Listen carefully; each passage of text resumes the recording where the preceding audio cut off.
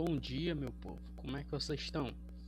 Espero que tudo bem e a gente vai começar já com a mão na massa, né? Nas aulas anteriores, a gente estudou alguns casos, do caso da lei de Lenz e da lei de Faraday-Neumann, né? Que são as duas leis que fundamentam o cálculo da força eletromotriz, né, de uma corrente gerada por por um campo magnético, né? A gente viu que o principal causo, né, causo físico, motivo físico da existência dessa corrente é gerada por um campo magnético, né, que é o inverso do que a gente viu lá do experimento de Oersted, que ele havia provado que um campo magnético podia ser gerado, ou é gerado, por cargas em movimento, por uma corrente elétrica, né? E agora o Lenz, ele conseguiu, através de experimentos também, provar que o inverso também é verdade. Um campo magnético produz sim uma corrente elétrica. Mas existe um porém. É necessário que exista entre o campo e o condutor movimento relativo, ou seja, velocidade. Um tem que estar em movimento em relação ao outro. Daí a gente viu que a lei de Faraday, Neumann, né, ela se resume em dizer que o módulo da nossa força eletromotriz, que a gente convencionou em utilizar essa letrinha grega, que se eu não estou enganado é epsilon, minúsculo, né? É igual ao módulo da variação do campo sobre, aliás, pelo tempo, sobre o tempo, né? Mas isso aqui é em módulo, tá? O que a gente precisa mesmo na hora do cálculo, né, é o sentido dessa força eletromotriz. Então a gente tem que epsilon é igual a menos a variação do campo pelo tempo, tá? Então isso aqui é a formulazinha que a gente mais vai usar no restante dessa cadeira de eletromagnetismo, que a gente avançou bastante, né?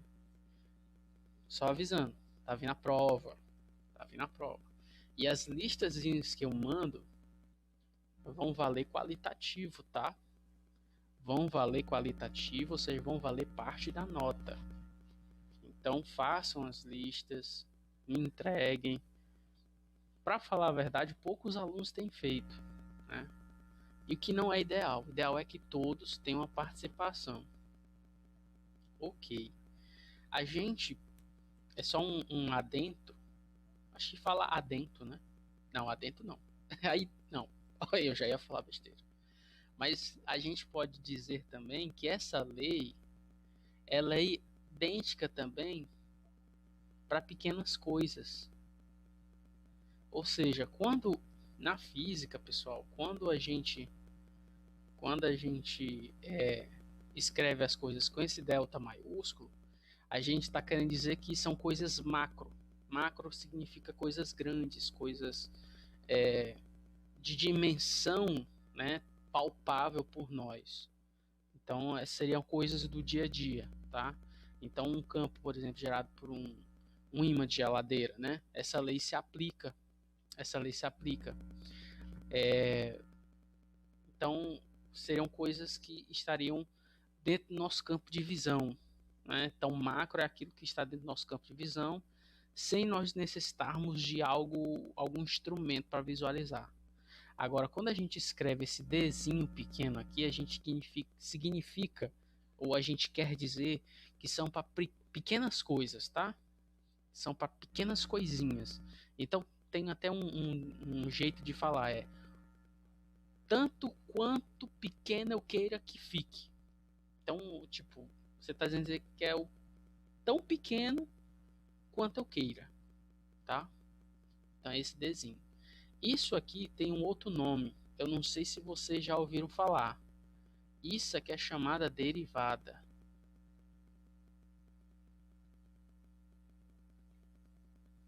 Isso aqui, lá nos cursinhos, para quem vai fazer medicina, etc., já é introduzido. Eu gostaria de introduzir esse tipo de noção para vocês. Por quê, professor?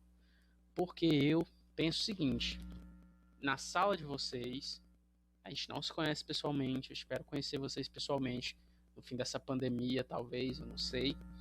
Mas eu acredito que existem muitos médicos, muitos engenheiros prontos para começar a aprofundar o estudo para que tenha uma formação muito mais completa. Ah, professor, mas isso aí está muito distante de nós. Tem uma frase que eu sempre me apego, né, para quem assiste anime aí, que é a frase de um personagem do One Piece, que ele fala que os sonhos dos homens nunca morrem. Então, continuem sonhando, né? E contem com minha ajuda. Enfim, respondam as listas.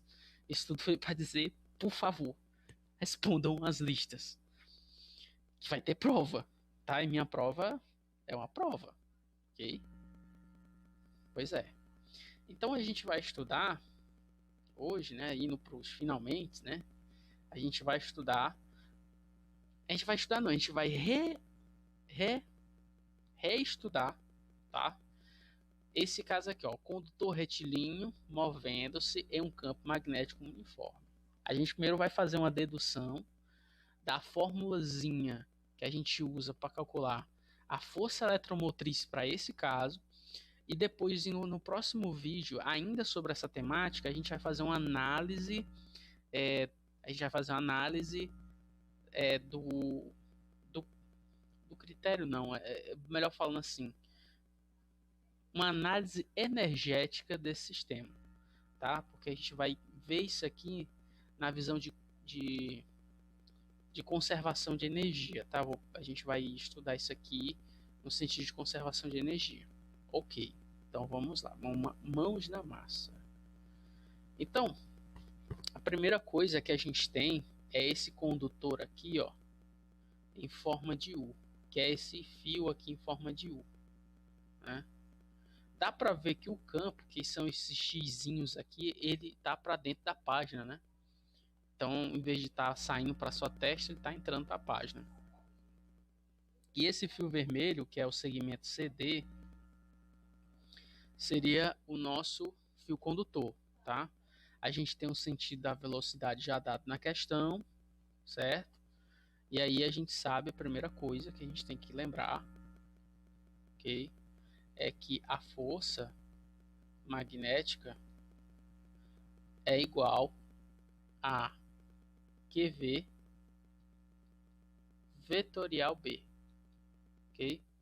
Então isso aqui a gente já consegue lembrar, né? Porque a gente já estudou. Mas enfim, outra forma que a gente vai precisar, né, para nós chegarmos ao resultado final utilizando a lei de Faraday, é a formulazinha da, da intensidade do campo, né? Que é esse φ, essa letrinha grega aqui. Tá? Então, ela significa o quê? Significa o produto escalar, né?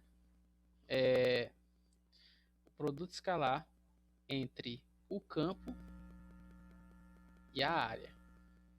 Tá? Isso aqui, melhor dizendo, é B vezes A cosseno de θ, tá? Cosseno de θ. Ok. A gente vai utilizar só B vezes A para deixar mais liso, né? Pronto. Mas fica aí já subentendido, né? Ok. Então vamos entender a nossa figura para não ficar mais tão longo esse vídeo, que tem 9 minutos. Então a gente vê que o fio retilíneo está se movendo nesse sentido, ou seja, da esquerda para a direita. E aí ele percorre uma distância Y, mas antes ele estava na posição X, né? Então, na posição X, o nosso φ, φ inicial é igual a B vezes uma área 1. Quem é a área 1, professor? A área 1 é isso aqui, ó. Vou até mudar a cor. Ó. O φ inicial é igual a B e A1. A1 é essa área aqui, ó. Certo? E a gente tem, após a movimentação do fio, né, a gente tem o fio encontrado numa posição Y. Então a gente tem o φ final é igual a B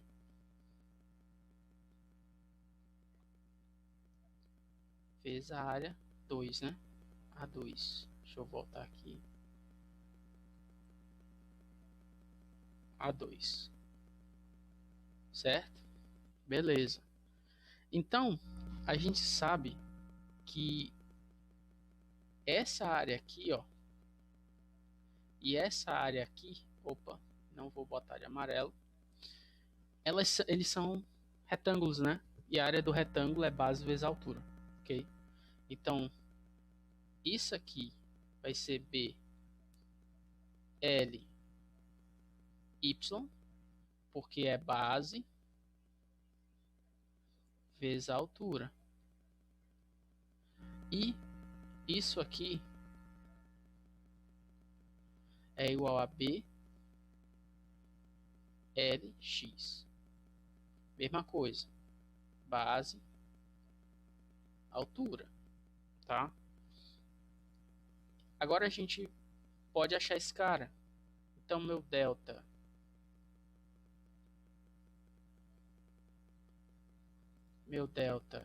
é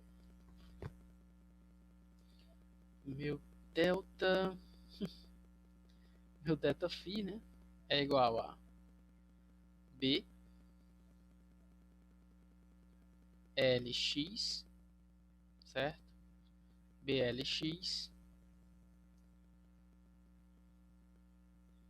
opa, é o inicial, é o final menos inicial, né?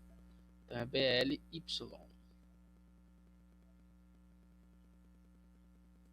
Ó. Delta φ é igual a BLY menos BLX, ok? A gente pode colocar esse BL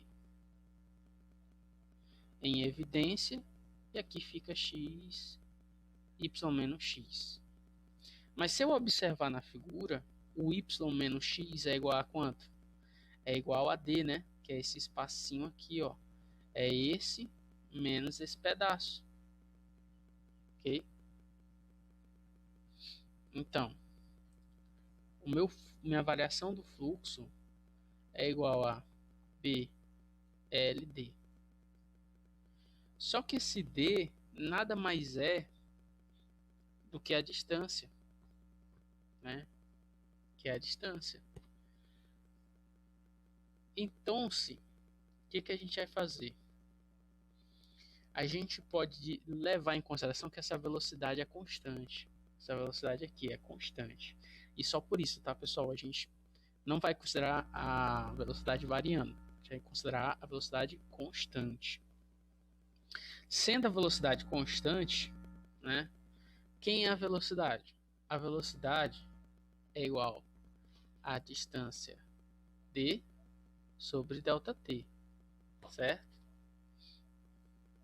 É isso aí, ok? Logo d, né? D, ó, d é igual a v delta t é igual a d, certo? Ok. Então a gente vai substituir aqui. Isso aqui é igual a B L, que é o comprimento ali, ó, vezes V delta T. Isso aqui não foi muito diferente do que a gente fez lá no começo das nossas aulas, naquele triângulo. Lembra do sistema triangular? E aí isso aqui a gente também considerava V, isso aqui ó, a gente considerava V constante. Isso aqui ó, não lembra? Pois é, melhor voltar lá, viu? Porque precisa estudar, gente. E a aula tá ficando grande. Mas aí você já vê que a gente vai substituir isso aqui lá na nossa fórmula. Então a gente vai em módulo, né? A força eletromotriz é igual a B L V delta T sobre delta T. Corta aqui e vai me sobrar BL V com V constante, tá? V é constante nesse caso. Então vamos encerrar aqui. Deu para entender que para um caso em que um corpo retilíneo move-se em um campo magnético uniforme, então a força eletromotriz vai ser igual à intensidade do campo vezes, né, vezes a largura desse condutor de condutor do campo, né, vezes a sua velocidade. Não se esqueça, isso cai em prova, hein? Não tô dizendo que é na minha. Pode ser na minha, pode. Mas vai. Eu tô te dizendo que vai cair uma cor dessa. Eu nem deveria estar falando, mas enfim, né? Você já viram aí.